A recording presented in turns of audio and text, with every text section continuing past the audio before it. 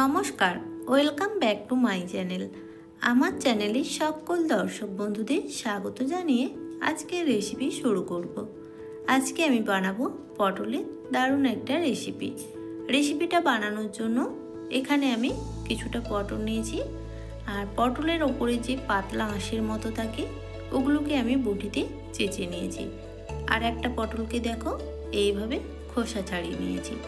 তোমাদের যেরকম সুবিধা সেরকম হিসাবে ছাড়িয়ে নেবে। এখন আমি ছুরির সাহায্যে পটলগুলোকে সমান বরাবর দুফালি করে নেব। এখানে আমি সব পটলগুলোকে এই একইভাবে দুফাল করে নেব।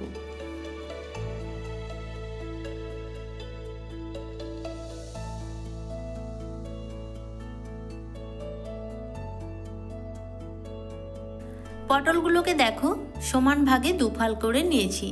এখন পটলের ভেতরে যে বীজটা আছে ওটাকে আমি চামচের সাহায্যে এইভাবে তুলে নেব।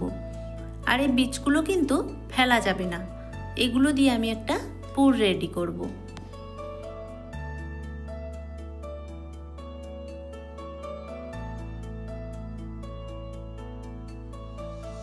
পটলের থেকে বীজগুলোকে আলাদা করে দিয়েছি। এখন পটলগুলো একটা জায়গায় তুলে নিলাম আর বীজগুলোকে একটা জায়গার মধ্যে তুলে নিয়েছি। এখন ওই বীজগুলোর মধ্যে একটা সেদ্ধ করে রাখা আলুকে আমি গ্রেট করে দিয়ে দিলাম। তোমরা চাইলে আলুটাকে হাত দিয়েও মেখে দিতে পারো। আর দিয়ে দেবো একটা বড় সাইজের পেঁয়াজকে আমি ছোট ছোট করে কুচি করে নিয়েছি। 3টি কাঁচা লঙ্কা। এখন লঙ্কাগুলোকে ছোট ছোট করে কুচি করে এর মধ্যে দিয়ে দেবো। লঙ্কাটা আমি 3টে নিয়েছি, তোমরা তোমাদের ঝাল বুঝে এখানে লঙ্কা দিতে পারো।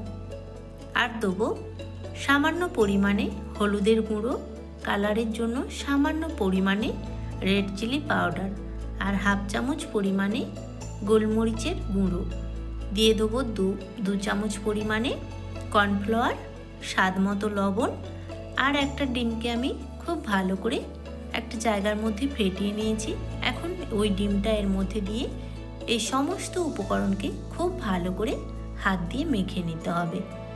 এখানে কিন্তু কোনো রকমভাবে জলের ব্যবহার করা যাবে না। এই ডিমটা দিয়ে কিন্তু সব কিছু উপকরণকে খুব ভালো করে মেখে নিতে হবে।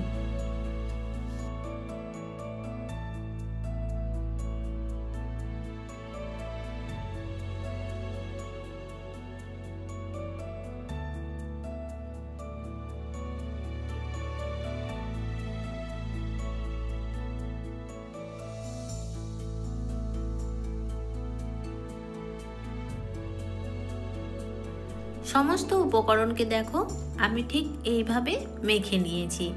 মাখাটা দেখো খুব বেশি পাতলাও হয়নি আর খুব বেশি শক্তও হয়নি, মিডিয়াম করে আমি মেখে নিয়েছি।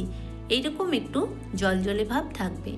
এখন পটলের একটা পিস নিয়েছি আর পুরটাকে দেখো ঠিক এইভাবে দিয়ে আঙুলের সাহায্যে খুব ভালো করে সেট করে নিতে হবে।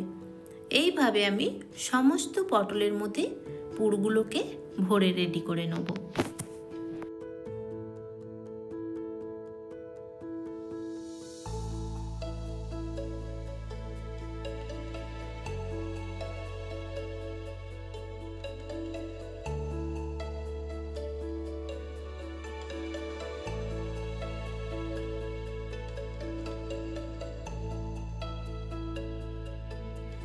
এখানে আমি সব পটলগুলোর মধ্যে পুরগুলোকে ভরে নিয়েছি। এখন আমি এইবারে এগুলোকে ভেজে নেব।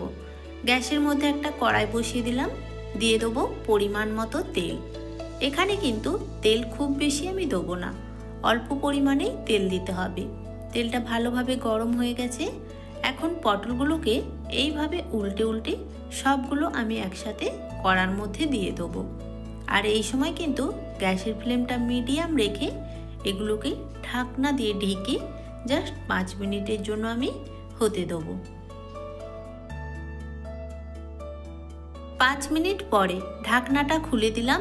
এখন এর উল্টো সাইডটা আস্তে আস্তে উল্টে দিতে হবে। আর গ্যাসের ফ্লেমটা কিন্তু এইরকম মিডিয়াম রেখে এগুলোকে ভাজতে হবে। এগুলো উল্টে দেওয়ার পর আবারও একবার এটাকে আমি ঢাকনা দিয়ে ঢেকে 5 মিনিট ভেজে নেব।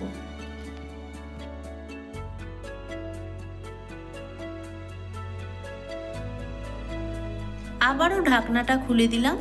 এখন এগুলোকে আবারও উল্টে পাল্টে খুব ভালো করে ভাজতে হবে, তবে ঢাকা চাপা দেওয়ার আর কোনো দরকার নেই। এখন এগুলোকে আস্তে আস্তে এইভাবে আমি ভাজতে থাকবো। এগুলো আস্তে আস্তে ভাজতে ভাজতে দেখবে কালারটাও চেঞ্জ হয়ে যাবে আর একটা ক্রিস্পি ভাবও চলে আসবে, যেহেতু এর মধ্যে আমি কর্নফ্লাওয়ার দিয়েছি। এগুলো গরম ভাতের সাথে যেমন খেতে ভালো লাগে, খালি মুখেও কিন্তু খুব ভালো লাগে। তোমরাও একবার বাড়িতে এই পটলের রেসিপিটা ট্রাই করে দেখো। বাচ্চা থেকে বড়রা সবাই কিন্তু খুব ভালোবেসে খাবে। আর দেখতেই পাচ্ছ পটলের কালারটা কিন্তু চেঞ্জ হয়ে গেছে, আর ভেতরটাও দেখো পুরের সাইডটা একটু লাল লাল ভাব, কত সুন্দর কালার চলে এসেছে। তো এটা ভাজা কমপ্লিট। এখন আমি এগুলোকে একটা একটা করে তেল থেকে তুলে নেব। আর রেসিপিটা তোমাদের কেমন লাগলো অবশ্যই কিন্তু কমেন্টের মাধ্যমে জানাবে। যদি ভালো লেগে থাকে প্লিজ একটা লাইক, কমেন্ট আর বেশি বেশি করে শেয়ার করে দিও। আর আমার চ্যানেলে যদি তোমরা নতুন বন্ধু হয়ে থেকো প্লিজ চ্যানেলটাকে সাবস্ক্রাইব করে পাশে থেকো। তো আজকের মতো এখানেই টাটা। সবাই ভালো থেকো, সুস্থ থেকো। দেখা হবে নতুন কোনো ভিডিওর সাথে। টাটা।